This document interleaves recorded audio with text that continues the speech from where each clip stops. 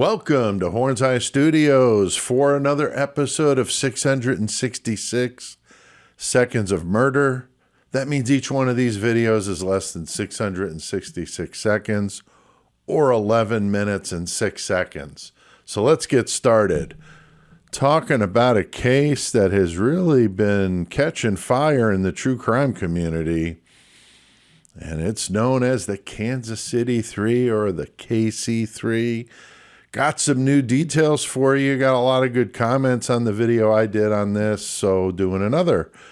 But remember, with all my videos, these are for informational purposes only. These are just my opinions and speculation. I'm not saying anybody's guilty of anything. Now, the case involving these three men who were found deceased at the home of their friend in Kansas City continues to just get stranger. It's known, as I said, as the Kansas City 3 or the KC3 for obvious reasons. Now, for those of you not familiar, on January 7th, some friends got together to watch the Kansas City Chiefs football game against the San Diego Chargers. Reports are that they watched the game from multiple locations before ending up at the home of Jordan Willis. The original story was that Jordan went to bed after the game and saw the three friends leave. Those friends were David Harrington, age 37, Ricky Johnson, age 38, and Clayton McGeeney, 36. Now, Jordan claims he had no idea that his friends were no longer alive in his backyard 2 days later.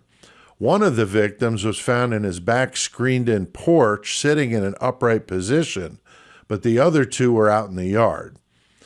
He told the media through an attorney that he believed that they froze to death. Now, the case continued to get stranger as more details have become known. Jordan Willis retained an attorney who was going on the various news shows doing interviews about the case. And he didn't do his client any favors. I mean, I've seen some creators go as far as to say the attorney needs an attorney, and I would definitely agree with that. He's a mess, and he just kept changing the story. Now, first, Jordan went to bed after his three friends left. Then the story was he fell asleep on the couch, believed the friends came back in the house to play video games, and then his lawyer had said he sporadically left the house over the 2 days. But then he was questioned as to, well, then why didn't he see their cars parked out in front of his house? And then the story changed to, I meant to say he left his bedroom sporadically over those 2 days because apparently he worked from home. The things changed again, though, that Jordan claims now through his attorney that he was sleeping on the couch for 2 days and didn't see any of the missed messages on his phone. I mean, how ridiculous is that? Who sleeps for 2 straight days? I mean, is this guy a bear or what is going on? It makes absolutely no sense. The fact that his story just keeps changing is drawing this case a lot of attention. Now, as I previously reported, Jordan moved out of that rental house a week after the incident, even adding more suspicion to the story. Now, a fifth man has come forward and said he was also at the house with Jordan and the three deceased men. He got there around 7 p.m. And left at midnight and said that all 4 of them were on the couches in the living room watching Jeopardy. So now his story is different from Jordan's. And this man also was speaking through an attorney. And that man was identified as Alex Lee. Now, Lee also said that the dogs were at Jordan's house during the game or at the after party. Jordan claimed his father had been dog sitting the dogs. So again, another changing story here between the two men. And Alex is saying the dogs were there. So what was the deal with that? Now, what I believe is that Jordan may have woke up realizing now that these 3 were in his backyard And he knew that if those dogs were at his house, the obvious question would be, how did you not see these three out in your backyard when you let the dogs out? So I think he came up with this plan of taking the dogs to his father's house as a way of having that make sense, that he just could claim he didn't see him back there. Again, that's my speculation, but that would make some sense as to where the dogs, or why the dogs were at his dad's house when people that were there said that they were at his house when they were all over there. Now, if you look at the layout of the house, there are several windows that would look out into the backyard from that living room area.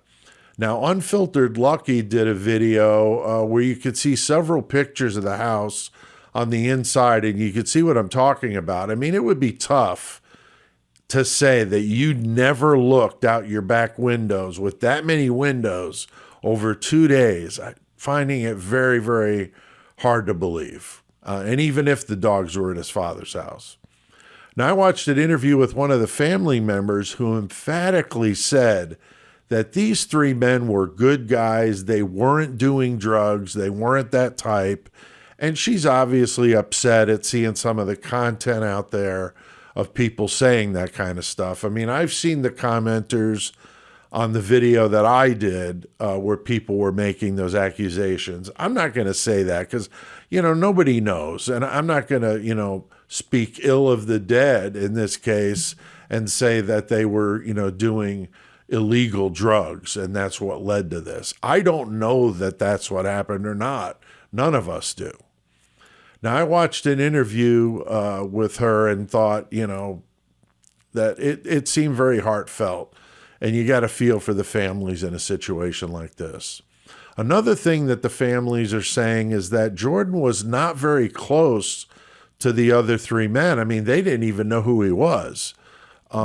Those three men, plus that fifth person that came forward, have been friends since high school, and they were in their 30s. So, they all knew each other really well, and Jordan wasn't as close as the attorney that spoke for him had originally made it sound. So, what happens really, is a mystery. Now, Jordan has a PhD and he works for a drug company that makes immunizations. So he has knowledge, I would assume, about chemistry and things like that. And that's, of course, led to some speculation from others about, maybe he did something to drug these men. But why would he do that? It just doesn't seem to make any sense. Was there some sort of disagreement with them? I mean, we just don't know. It was also strange that one of the men didn't have his coat on. It was found inside Jordan's house, just like the men's wallets and keys were all on the kitchen counter. I mean, I've heard of people at a party turning in keys to avoid drunk driving, but their wallets also? And their phones? I mean, that just seems really strange.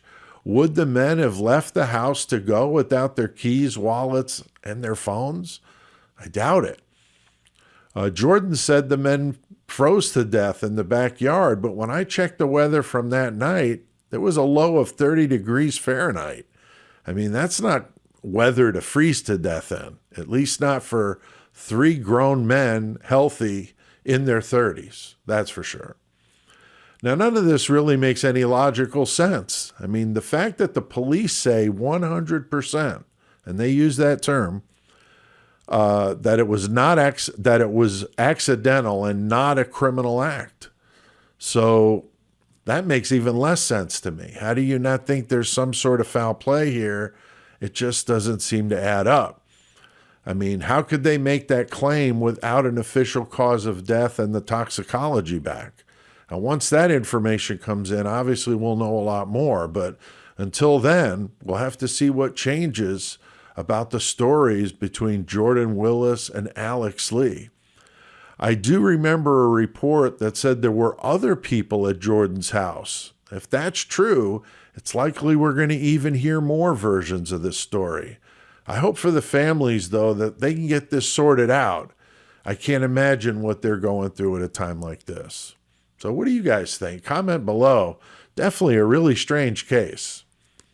I do want to say thank you to the members of the Horns High Club. You guys are awesome. I really appreciate it. It's $1.99 if you're interested, but if you're not, that's fine too. I sure appreciate everybody that checks out these videos. So we'll see you around for another edition of 666 Seconds of Murder.